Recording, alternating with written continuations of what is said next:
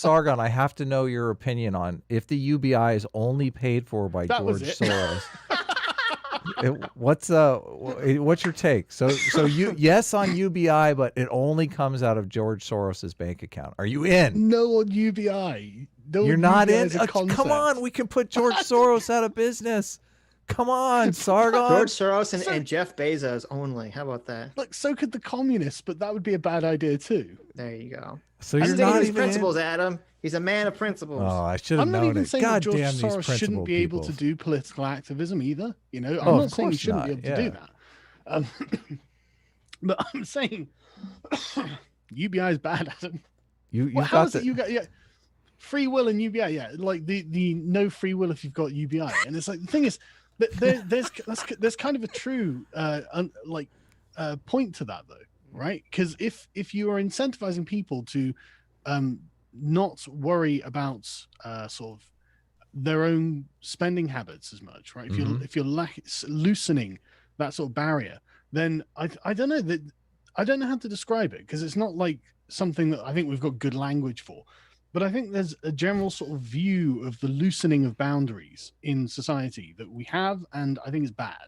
And I've started like really sort of tightening my boundaries recently, and I'm feeling a lot better for it. You know, it's really improved me as a person.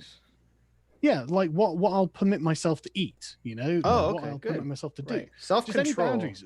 Yeah, exactly. Your boundaries of self-control. And since I've been more, tight about these things, I've really noticed a really big improvement in my life, and like all of my relationships have been getting better and all this sort of stuff.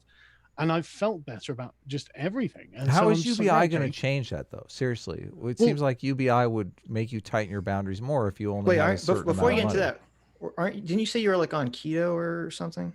Yeah, at the moment. It's been good? Yeah, it's great. Nice. Yeah, we were talking about that the other day. I never feel the need to cheat on my diet or anything like that. So it's like, it's going great. But I think that Mill is wrong and the Epicureans are wrong when they say things like, if we are just living for pleasure, then people will want the high-minded pleasures, and they won't want the animal pleasures because people aren't animals. And I think that's generally the theme behind the idea of UBI, right? It's the idea that, we're not just going to be incentivizing people to be fat, lazy shits who sit around on minimum wage in a one-bedroom apartment eating ramen noodles and playing video games all day. But I think that is what you're actually going to incentivize massively. Some. And not just some. I think that it'll be a large number. Well, I don't know until we do it, though. That's the thing. But we've got things nearly to UBI, right? You seem so positive, so that's only because you can look at the train. You can look at the trend. Like, we have that now. We have this problem now, like a personal productivity problem, personal responsibility problem. We have all that now without having UBI because of the level of luxury that we live in. And so I think just saying, well, here's some free money, guys, go and be creatives. And no, they're going to be addicts. But that's what we have. Create is addicts. Our society has been more productive than it ever has been. So my argument is, aren't those people that are being super productive really covering for everybody else? Why do we need 100% of our population to be these super productive I never people? Said 100%. Okay. I never said 100%, and I never gave any specifications. Don't take it to the extreme, because that's the most extreme point, isn't it? Well, I'm just saying 100% of it must be this thing. So, well, hang on. What I'm saying is, like, it's not about aiming at something. It's about where the incentives are taking you. And I do think that this is an incentive that just doesn't help people become better people. Like, obviously there's always going to be a percentage of people who are, I don't know, dropouts, whatever we want to call them. Sure. And this is coming from like an ex-dropout. I know how they feel. I know how they feel. Yeah, but I think that it's an incentive into mediocrity, and I think a lot of people are going to take it when they could be incentivized away from it. Yeah, I don't know that you're going to. I don't know that you're going to.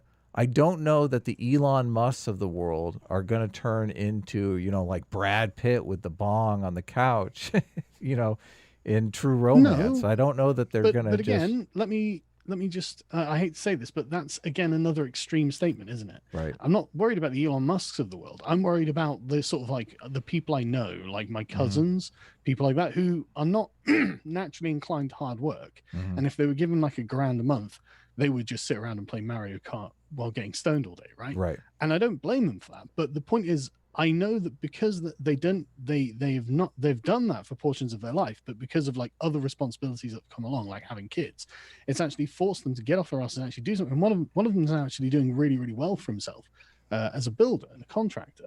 And you can see like he is happier in himself now. You know, he has a purpose in life. He has got like all this Jordan Peterson stuff, and he spent his youth like in and out of youth offending hostels and stuff like this. You know, he's been to jail multiple times. He's had a rough life. You know, he's a rough guy, but he's not a bad guy. And he would definitely not have benefited in any way, shape, or form by giving him free money. It would have probably destroyed him. And I think there are lots of people on the lower end of society that you don't really think about because you're thinking from the cognitive position of someone with quite a high IQ and quite a large vocabulary and quite a few options. But if you're not one of these people, then it's really easy to just become the sort of, you know, Epicurean man and just devolve into a, you know, satisfying cravings. Do Like you smoking, drinking, drugs, laziness, you know, indolence, all this sort of stuff. They end up becoming friendless and alone in an apartment on welfare, and it's not fun.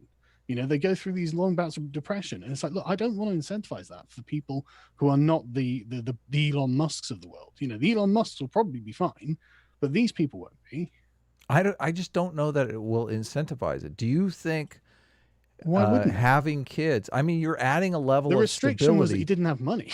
Right, but If you gave him money, he would have bought drugs. right, so there is that. Obviously, there are people that will just spend it on drugs, and but don't you think there are people that will spend it on like having a family? Is it bad if somebody, like if two people get married, they're both on UBI, and they rather than working some dumb job, they devote their time and energy to raising their kids and homeschooling their kids or teaching their kids or who knows what they want to do? Why?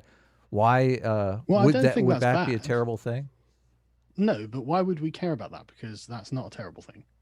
Well, like, these I'm people just saying. probably do quite well for what I mean is these people probably do quite well for their kids anyway, but that doesn't change the fact that it is bad for, probably. I mean, if I had to estimate, I would say probably something 20 to 30% of the people that I knew growing up and in my family and other places, like and I come from poor, working class background. Yeah, me too. I would, at a low estimate, say at least about a third of them would essentially lose their lives and become addicts who just sit at home watching TV or playing video games or whatever. And I really think it would be bad for them.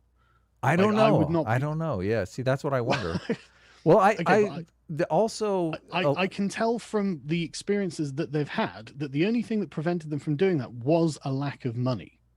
And if you just gave them money, they would have just done it. Yeah, I don't know. Do you think... You just don't want to have your mind changed on this, do you? Well, I don't know that I can have my mind changed. I can't have my mind changed without evidence, Sargon. I mean, I need to know how's that not evidence? Listen, we could how's do... that not evidence? We could do UBI, okay? And hang on. Because how is that not evidence? Because I am giving you a literal, an empirical example. Look, this is a person and this is the life path they go through. This is the incentives that they were under. These are the choices that they made because of their incentives. And these were the outcomes until certain other things happened, right? That's real. That's true. That's an aspect of reality I'm describing to you. Sure. And I can't produce you statistics of something that has yet to happen. Well, this is what I want. Well, yeah, but I can't provide that, can I? No. But I obviously, I believe that some people will turn to drugs and like fritter their lives away and just waste it. I do think there will be those kinds of people. I also think there are people that don't have kids or start families because they don't have money either, and they don't necessarily have a hope of having, a good enough job that they'll ever be able to have a stable situation for kids. So I don't know how many people will turn to family and how many people will turn to drugs. You're saying that the predominant number of people will turn to drugs. Oh. I think maybe more people will turn to family until you actually do it. You don't really know. I don't think that we are really allowed to just sacrifice some people for the greater good. Well, I don't know that it is a sacrifice. Like what? So let's say you're making the argument that even if it wasn't a sacrifice, a 10,000-pound diamond drops out of the sky, and all of a sudden we have all this resource we didn't need. A diamond's actually a bad example, but you understand what I'm saying. Like we have this windfall of something that just all of a sudden we're rolling in the dough. And we can't afford it. It's not a big deal. Like it's something we don't even think about. But you're making the argument that even if we could afford it, we should keep the money in the bank because it'll turn people bad. I don't know that I believe that.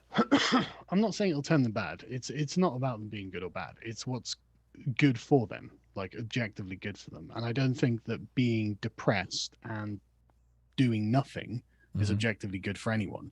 I think basically it'll end up killing them through various kinds of diseases. But you are actually saying that we should sacrifice those people in service of other people who just don't have the opportunity yet. You are saying that though, because these other people aren't. Well, why is any number? Okay. Well, you know about the trans situation where we're dealing with these two groups of people. By talking about the trans issues and stuff like that, we're trying to help people who have legitimate gender dysphoria, but we're actually creating all of these false positives in girls. So don't you think you have to look at kind of both those groups to see which one is smaller in kind of a utilitarian type way? Well, yeah, I mean, maybe in the circumstance of something that is happening and you have to do something about it. But you're talking about the potential people who might have families to the people who will definitely end up dying of drug overdoses or alcoholism or whatever. No, we do. We do know that. People already die of those things. And if we give people more money, just free money, then we know that we're going to incentivize that. I think we can be absolutely sure of that. Go ahead. Yeah, I think we can. I think a reasonable person can.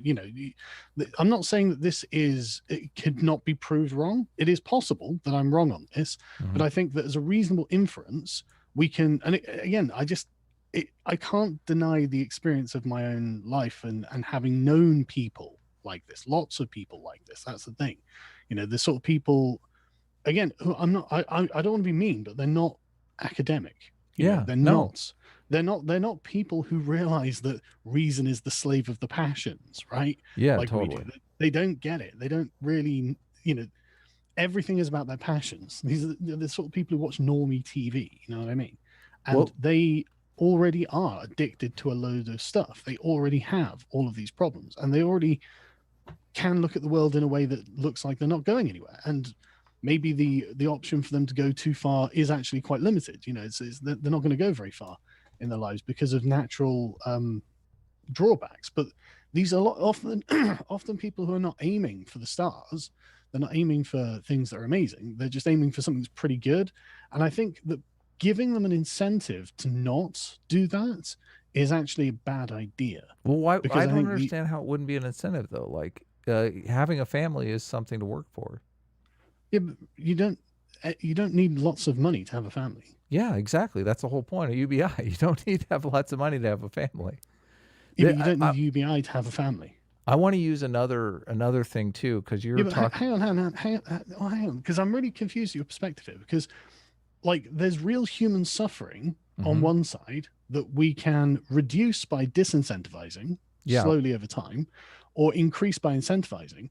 And your argument is it's okay for us to increase that by incentivizing as long as we're also incentivizing something else. Well, let's talk about the human suffering thing, because you're saying people are going to turn to drugs because they have the UBI. If they have the person, this didn't have to be a UBI debate. No, I'm curious. But sorry, go on. This is amazing. Sargon comes in to yell at me, and I just go UBI, and this is like distraction, just one more point. Wants to grab it too. Just one more point. One more point. Just one more point, guys, and then we can move on. And there's a couple of super chats that are UBI related. We should probably read those too. Right. But just one more point, okay? You're talking about the harm part of the equation, right? Where someone turns to drugs. couldn't those people be predisposed to turn to drugs anyway, and they're going to turn to crime to get the money for the drugs? But instead they have UBI, so they turn to the UBI instead of the crime, and therefore you're minimizing the crime and minimizing the harm on that end of the equation. Yeah, I'm sure that there are going to be people like that, but I don't think that you're considering the I don't want to use the word insecting. I don't want to use the word insecting. Yeah, don't use that word. That's one of the It's bad words. polluted. But the multiple layers upon which a person exists, Right. and the multiple different kinds of pulls that are on their personality. So, for example, there are definitely going to be people who are predisposed to, say, taking drugs, and I'm not against taking drugs, but you know what I mean, like to an unhealthy level, beyond outside of moderation. Sargon comes out as a drug user, guys. The stream. This is breaking news. So somebody says it. Someone says in the chat too. Isn't UBI basically socialism? No, socialism is the abolishment of property rights. You can buy whatever you want with the UBI. I would hope that you'd start a business with it, like you'd All right, preacher. become productive. All right. Hang on. Let me make my point. UBI is super capitalism, for heaven's sakes. Super. Go ahead. Sorry, Yeah. Sargon. Go ahead. Continue. Right. So the different dimensions that are pulling on a person, like a preference for taking lots of drugs is definitely going to be one of them. I have But that they're also gonna preference. have other I'm ones. familiar with it. Sure. But again, like, you are in a particular bracket where you are aware of the dangers and the consequences of these things. You don't have to just be a slave to your passions and your desires. Sure, totally. There are lots of people who aren't like that, but there are also like other things like, family demands and things like this that get them out of bed and get them going to work, to get them to do the job that they're not actually thrilled about doing, but they know they have to. And the fact that they don't have X amount of money is one of the limiting principles to the other negative aspects to their personality. And we are definitely going to be increasing the amount of consequence there. And I think we will be increasing the human suffering. Well, I just don't know that like those family demands are still there, even if you have UBI, but I mean, you'd still. Well, are they there?